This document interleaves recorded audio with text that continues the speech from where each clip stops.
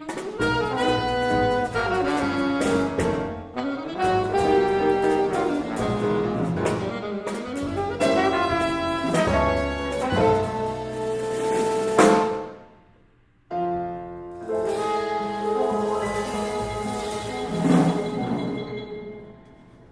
to Marin Voices and Views.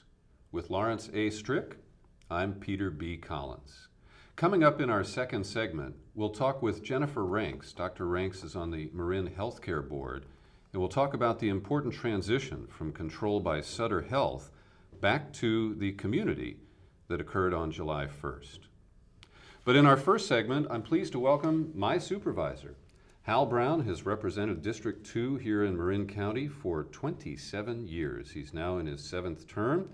And if you're not clear on the districts, District 2 includes Fairfax, San Anselmo, the Ross Valley, which is Ross, Kentfield, Greenbrae, and Larkspur, and the San Rafael neighborhoods of Bret Harte, Gerstle Park, and Lomita Park.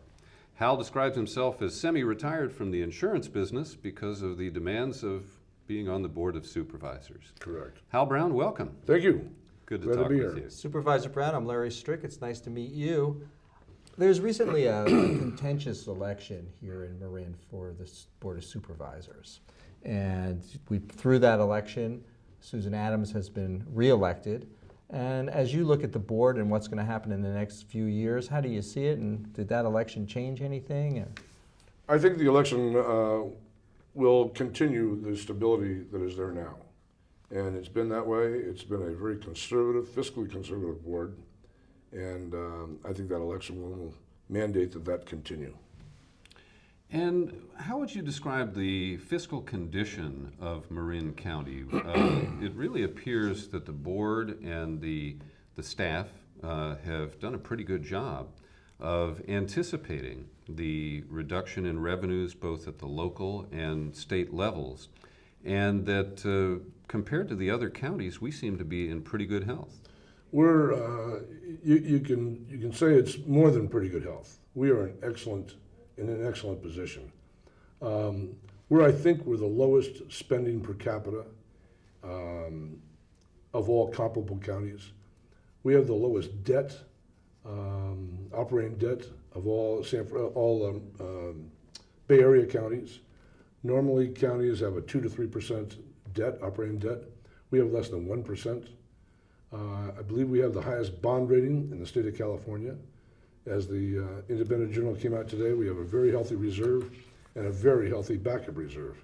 So the reserves total $97 million. Some of that is capital reserves for the Public Safety Center. Somewhat of a misnomer, yes. But you have quite a few cushion accounts to anticipate further cuts in the state backfill to the counties. So at what point do you delve into the contingency funds? Is that a difficult decision? Indeed it is, and we want to hold that back for whether there's a flood. I mean, the recent flood a few years ago, that was $130 million. If there's an earthquake, we have to have sufficient funds to get in there and do the work to keep the public safe. A lot of that money also is for one-time capital expenditures. So we keep a very healthy reserve and, again, a very healthy backup reserve. Yet, to your credit, I think the Board of Supervisors has taken actions to make Marin a better place. And I'm specifically looking at the Marin Energy Authority and the efforts that PG&E made really specifically to knock that out of the box that were very unsuccessful and really rather annoying from a ratepayer's point of view. Where are we on the Energy Authority, and how do you see that helping Marin over the next few months and years? Let me put it, I've explained this to different constituent groups. In every single place in California where there is a Marin Energy Authority type, they pay between 10 and 15% less than what is exacted from PG&E or Southern California Edison. So if we can get our citizens to pay a lot less each month from those, from MEA, for example, why not do it? I think we put in a little over $1 million. That's going to be repaid within the next 12 months. So also people were critical of the county spending $1 million on this. Our budget is $450 million. It's 1/4 of 1%, 1/7 of 1%. So we took a gamble. We called in consultant after consultant after consultant. I had the top staff people from the Public Utilities Commission in California in my office telling me there are no fatal flaws. This should work, this should go. You've got a business plan, Marin County, that seems to be able to work. So I feel comfortable, it's gonna be good down the road. There's still hurdles, there's no doubt about it. And we're watching it very closely. But I think overall, it's worth the try. And the more people that join up, the stronger it gets and the Indeed. better off it is. Indeed. And what does this represent when we take a look at PG&E's battle against the Marin Energy Authority statewide, its proposition that failed in June, Proposition 16, and the struggle between Susan Adams and Carrie Mazzoni for the board seat? Where does Marin come down on corporate power? And do you think that we have a healthy balance between the interests of individuals, the general public, and corporations? I'm certainly pro-jobs and I'm pro-business up to a point. But when they try to jam anti-democratic principles like Prop 16 down our throats, that's where I draw the line. Well, also, I agree wholeheartedly with you. Also, it was a very, very bitter battle. It took up a lot of time, energy, and money. And in the beginning, when we first started to deal with PG&E, we went to them on several occasions. We had several of their executives in our offices, and we said, you work with us. You be the broker on this thing. Let's us work together. Let's the two of us work together, PG&E and the County of Marin. And they just flat out refused. So very bitter battle, and very greedy, I think, to use this whatever you want to call it, this artifice, as a stalking horse. So anyway, it was a tough battle, and I'm glad the people came out on top of that. The county grand jury recently issued some recommendations to consolidate agencies. Here on our little cable show, Hal, we have a fishbowl that contains the name of every elected official in Marin. There are 327. And there are, mosquito abatement districts and fire control districts, and there are too many school districts. But when it comes down to consolidating my district into another one, that's where I get touchy. Sure. So, for example, the Ross Valley Sanitary District has issues about being forced into a merger with San Rafael. And as a Ross Valley resident, I see it that way. But from the big picture, Marin has too many agencies that do the same jobs, and there have to be economies if we're able to intelligently merge or consolidate them.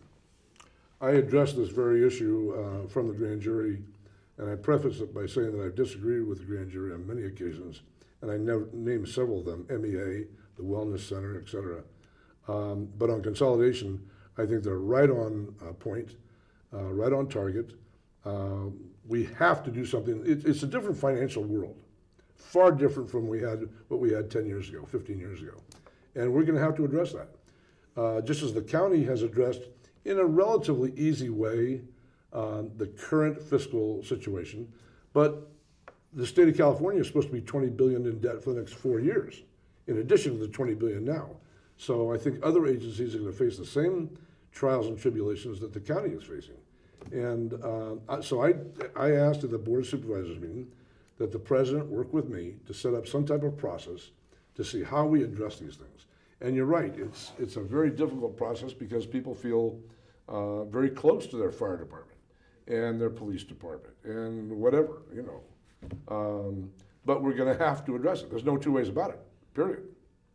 It's not whether we should or not should or shouldn't, we have to do it. Hal, what is your sense about the return to local control of Marin General Hospital? We're going to discuss that in detail in the next segment. But from the county's point of view, do you have an interest in chasing Sutter for the up to $180 million that they skimmed out of MGH? In fact, indeed, our board is sending a letter to Sutter asking them for that return. It's a very soft way of dealing with the issue, but that is money that belongs to the people of Marin County, not the Sutter Corporation. And our board is going to go after it. To what degree, I don't know yet. But yeah, Sutter setting up a competing facility is going to be very, very troubling to the welfare of the people in Marin. You're talking about Marin Square over at Bellum Yes, Boulevard? yes. Uh-huh. Their patients are our constituents. And we have to make absolutely sure that there's maternity, there's trauma, there's emergency services. And if we wanted to cherry pick, excuse me, and just take out the issues or the places where they could make a lot of money or we could make a lot of money, that'd be one way of going at it. We can't do that. Again, these are our constituents and their patients. We have to work together. And that's why we loaned them $20 million. That's going to be a fight. What's going to be about? Asking for the money and them writing you a check. Well, no, I'm talking about Marin General. No, I Yeah. meant Oh, you Sutter. loaned the Oh, new... no, Sutter, they'll just say, they'll laugh us off. Yeah. I'm sure they will. But I think their board members from Marin County have to know that what that competition, what that may do to our ability, our Marin General's ability to provide services, it may hurt it terribly. You've been serving Marin since 1983. I moved here in 1984, and I moved to Mill Valley. I still live down there. That's down south. Yeah, it's down south. Mill Valley used to have downtown a nice little pharmacy, a nice little hardware store, some clothing stores that were reasonable, and the town has changed. It's modernized. I lived here before Macy's came on the 101. Okay. Remember that? Sure. How do you see Marin 20 years from now? Our rate of growth is probably about the lowest in the Bay Area, one of the lowest in the state of California. Incidentally, our unemployment rate is normally the lowest in the state of California, absolutely the lowest. But our rate of growth is usually 2/3 of 1%, maybe 1% a year, and that's it. So I don't see the population getting greatly increasing, but there is extreme pressures from the state of California to provide housing. And the Bay Area looks like it's a mecca for housing in the United States. And so the state is going to push housing on us. To what degree, how we do it, I don't know yet. But I know Corte Madera was fined big time by the state of California, several $100,000 for not providing the housing that it was demanded of them.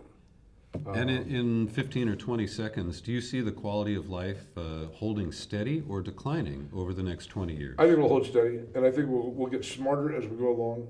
And smart growth isn't necessarily the best way to go, but we'll be encouraging people to do things to their own benefit. Supervisor Hal Brown, thanks for joining us today. Thank you very much. Enjoyed being here. I want to welcome Dr. Jennifer Reinks to Marin Voices and Views. Dr. Reinks is a director of the Marin Health District Board. Hospital districts were created by the California legislature in 1946 with the mandate of improving health care to all the communities in which they're located. California has more than 70 health districts. Most have hospitals. The one in Marin County is Marin General Hospital. Marin General was opened in 1952, and for 25 years, the district operated the hospital. Over time, management changed, and Sutter came on board.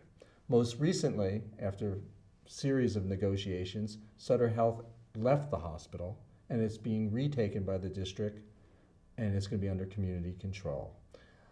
Dr. Reinks is a PhD in social psychology. She has served as a director since 2006. She joins us here to discuss Marin General Hospital. Thank you. Thank you. What is a general hospital? Well, Marin General Hospital is a full-service acute care hospital in the county that is the only full-service hospital in the county that provides basically the services that most Marin residents need, including obstetric care, trauma care, mental health care, emergency services. So it is our go-to hospital if you're in trouble and you are in a bad accident or something like that. Marin General is where you're going to be going. Jennifer, I am really grateful to a group of activists, and I start with Dr. Bill Rothman and his ironing board, who fought to elect good people like you to the district board and to end the relationship with Sutter Healthcare. And I wonder if you could take a moment to just describe the odyssey of contracting out our hospital to Sutter and what it means to return it to local control. Back in 1985, there were people that thought with changes in Medicare, Medi-Cal managed care and managed care coming on the horizon, that standalone district hospitals couldn't really survive anymore, that they were a dinosaur of the past. They were concerned that you couldn't do strategic planning in private. They were concerned that you couldn't get favorable contracting rates with insurance companies, and that you wouldn't be able to do things like pass bond measures to upgrade the hospital and things like that. And what we found over time is that actually being part of a large chain isn't necessarily the best thing for community hospitals. When you're part of a large chain, suddenly what's good for the large chain becomes more important than really what's good for the community. So in 1985, Marin General Hospital was leased to Marin General Hospital Corporation. That corporation, Sutter came in control of in 1995. And in 1996, the first board elected in favor of restoring community control to Marin General was put in place by the voters. And it has been a struggle from 1996 until now, 2010, to get our hospital returned back to community control.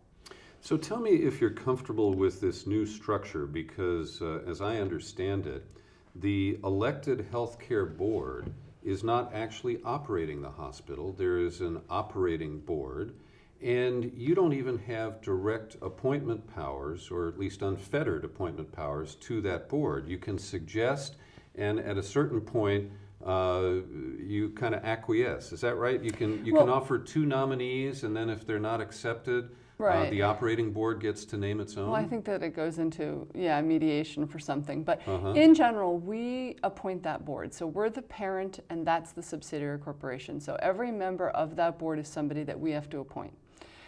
If they come up for renewal, that board can renew the appointments themselves, but we make all the initial appointments to that board. So yes, there are some conditions in terms of if the hospital board brings us candidates, and if we reject a couple of them and we still don't like them, then they can say, look, it's unreasonable that you've rejected this person, we can go ahead and install that person. But ultimately, the district retains the right to dissolve that corporation. So that is one of the big sources of power that the district has that we've never had in the past. I mean, we are the parents. So we are creating a hospital operating board, and we're giving them a fair amount of power and trust that they're going to do a good job, but we're also going to verify and we're going to monitor it very closely. And if it isn't going the way that we think it should be going, then ultimately we could dissolve that board if we really felt like there were big problems. Are you comfortable with that? I mean, in some ways you're assigning your responsibilities. And I don't want to take a swipe at any particular member of the operating board, and I welcome doctors and their input. But, traditionally doctors aren't great business people. I agree.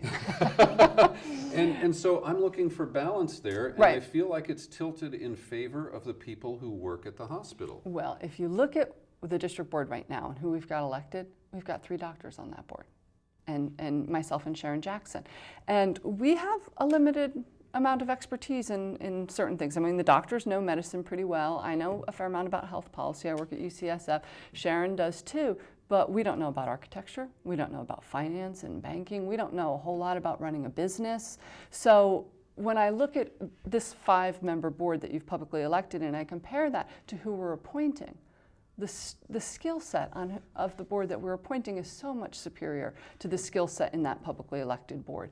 And one of the things that's different with a hospital, a district hospital, as opposed to like the county government or the city government, is you have a choice where you're going to go for your hospital care in many cases.